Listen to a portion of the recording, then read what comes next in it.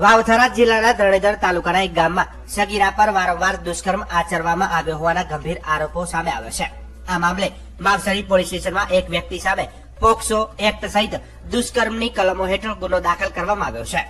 જેમાં પ્રાપ્ત માહિતી મુજબ ધરણીધર તાલુકાના એક ગામમાં રહેતા પરિવારની સગીરાને આરોપીએ નિશાન બનાવી તેના પર અનેક વખત દુષ્કર્મ આચર્યું હોવાનું સામે આવ્યું છે। આ અંગે પીડિતાના પરિવારની ફરિયાદના આધારે માવસરી પોલીસ દ્વારા કાયદેસરની કાર્યવાહી શરૂ કરવામાં આવી છે। પોલીસે ધરણીધર તાલુકાના એક ગામના જગદીશ રામભાઈ પટેલ સામે દુષ્કર્મ અને પોક્સો એક્ટની કલમ હેઠળ ગુનો નોંધી વધુ તપાસ હાથ ધરી છે। હાલ પોલીસ દ્વારા કેસના તમામ પાસાઓની ગંભીરતાથી તપાસ કરવામાં આવી રહી છે। આ ઘટનાને લઈને સ્થાનિક સ્તરે ચર્ચાઓ પણ તેજ બની છે। ચર્ચાતી વાતો અનુસાર વધુ 2 નામો સામે આવવાની અફવાઓ ફેલાઈ રહી છે। જોકે આ બાબતે પોલીસ તરફથી કોઈ સત્તાવાર પુષ્ટિ કરવામાં આવી નથી। ઉલ્લેખનીય છે કે સગીરાના નિવેદન અને નોંધાયેલ ફરિયાદમાં કેટલીક વિસંગતતાઓ જોવા મળતા હોવાની ચર્ચાઓ થઈ રહી છે, જેના કારણે તપાસની દિશા અને પોલીસની કામગીરી અંગે પણ અનેકો સવાલ ઉઠી રહ્યા છે।